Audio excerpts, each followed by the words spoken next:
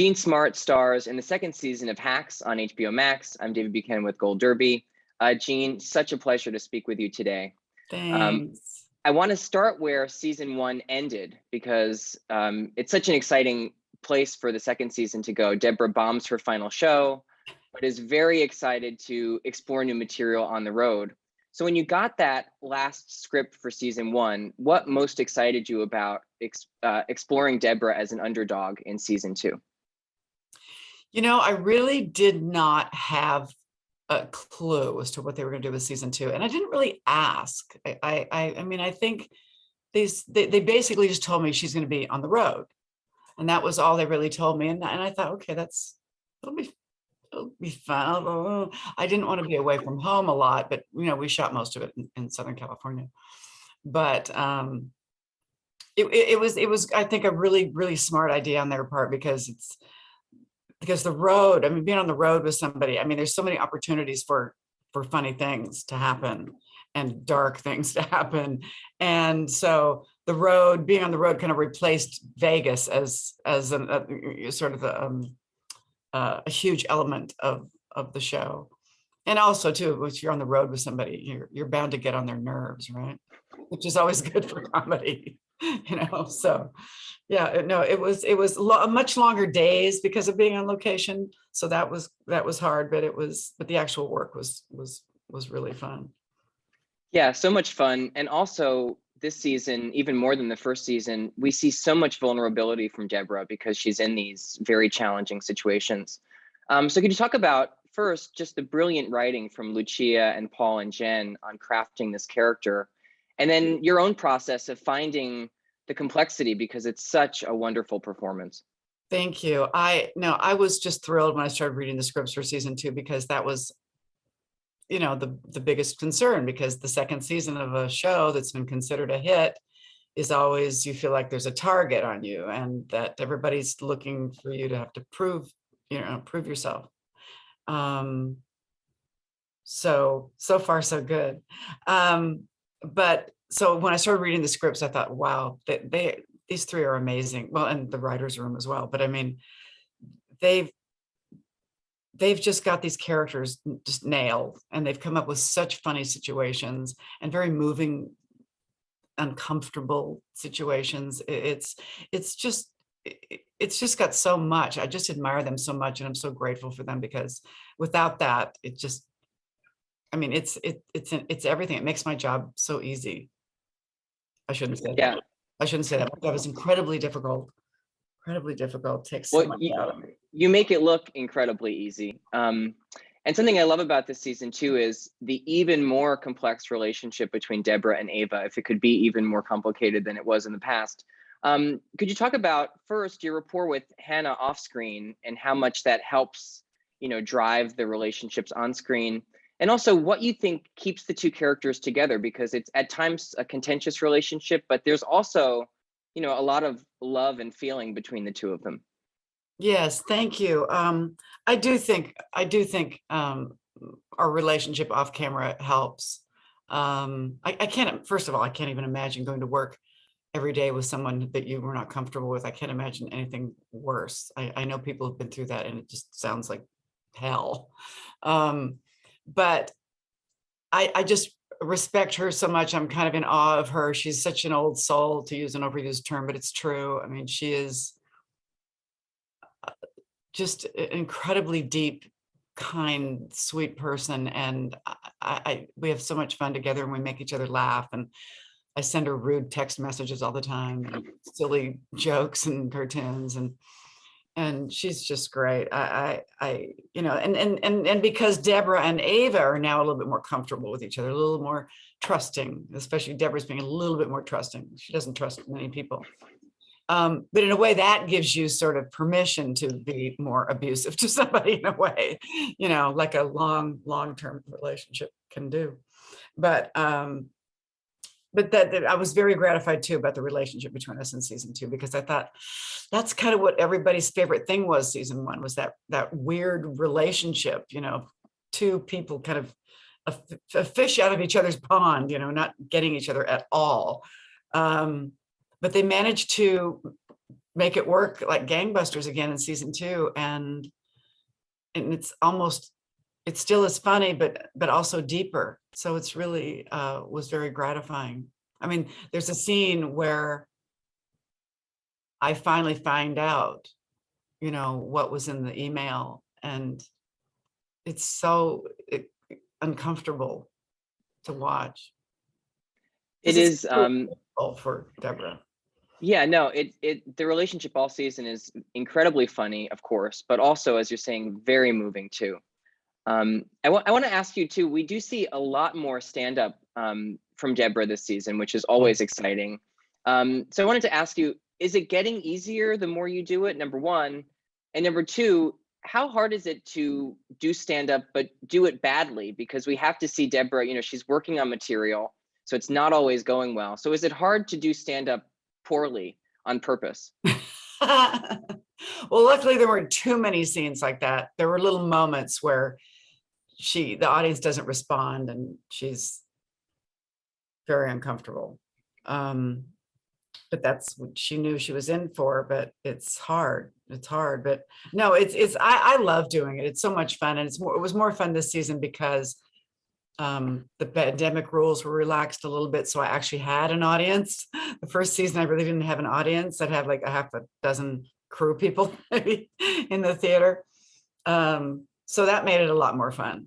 Well, a lot more fun. Because when you're getting that immediate reaction, it's just, so I would say to Hannah, I said, you know what it's like. It's like being in a play that is a really good comedy and you get that instantaneous audience reaction. It's just, there's nothing like it. Yeah, I can also tease a little bit of the season to say that we see Deborah sing on one or two occasions, which was so much fun and so unexpected for the audience. Is that intimidating to do? And now that you're getting more comfortable with the stand-up, which I imagine, maybe was uncomfortable to start when you started the series, which is more kind of intimidating to do on camera? Well, the singing was because I haven't sung in so many years. I didn't know how quickly it was going to come up, so I didn't really have any time to prepare. So I was unhappy with it. But I thought, you know what? It makes sense. Deborah's not a singer, it shouldn't be perfect, and she's drunk, it's like she's just having a good time. But I felt bad because I wanted to sing better because I used to sing very, very well. But my voice is kind of shot, especially after doing several episodes that the voice starts to go. But no, that episode is one of my favorites. It's got everything. It's just kind of, it got twists and turns. It does. It's great. I did want to ask you too, since you're on the road this season in so many different locations, was there a favorite either location to shoot or just bizarre circumstance? Because Deborah does get herself into some very strange situations as she's touring the country. Yes, it runs the gamut from classic hardcore cowboy bars with a mechanical bull which I do not get on, to the Grand Canyon. And that was actually a thrill because I've never been to the Grand Canyon. And I got to bring my youngest with me. So that was fun, although it was 19 degrees.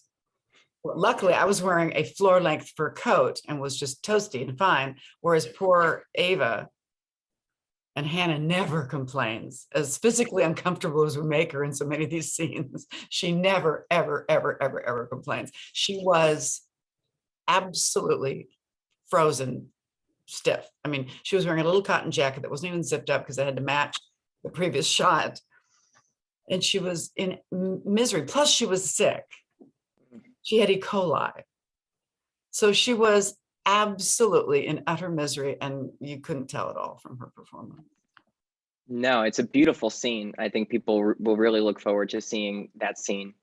The whole season is Deborah working on a new hour of material that tells her life story, the ups and downs, the challenges, and really kind of makes light of what's been a lot of hardship to get to where she is.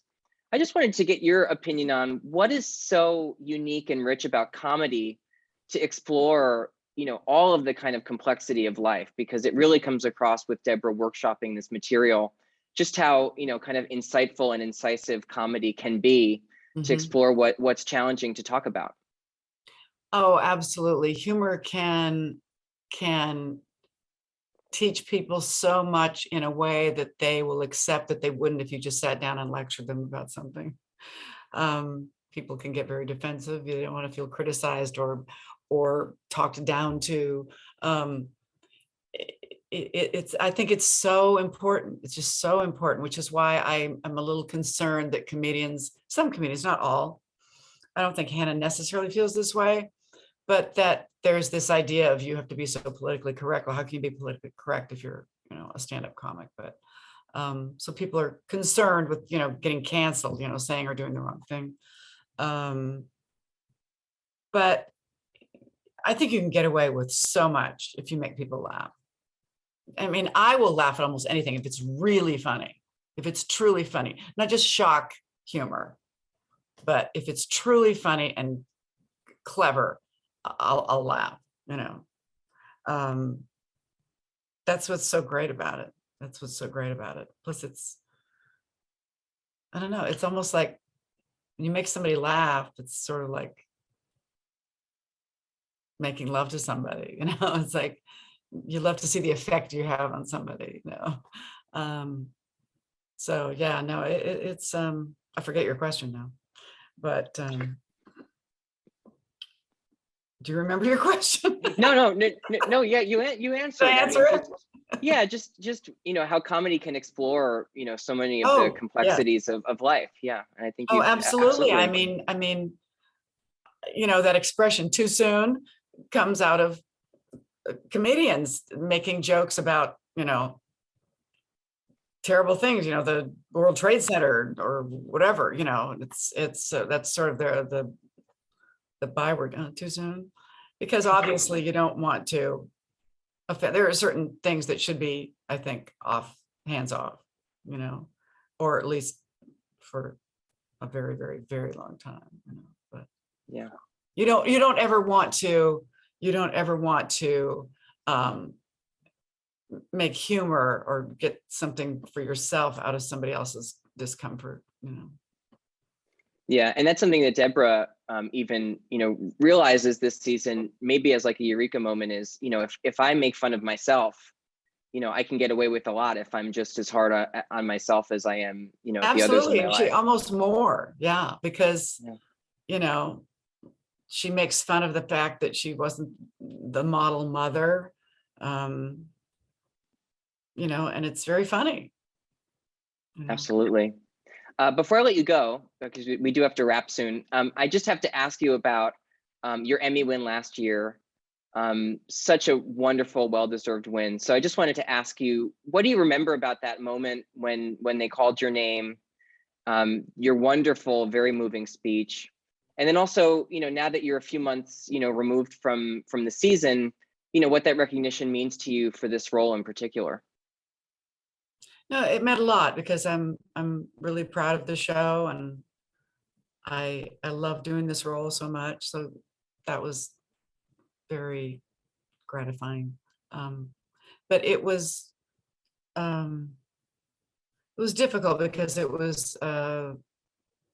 was still in such grief. So it will, for better or worse, always be, connected with that. Yeah, but a beautiful, moving tribute in your speech, which I think struck a lot of people at home watching. Jean Smart, such an honor to talk to you today. Thank you. Congratulations on the second season of Hacks, and thanks so much for talking to Gold Derby. Thank you.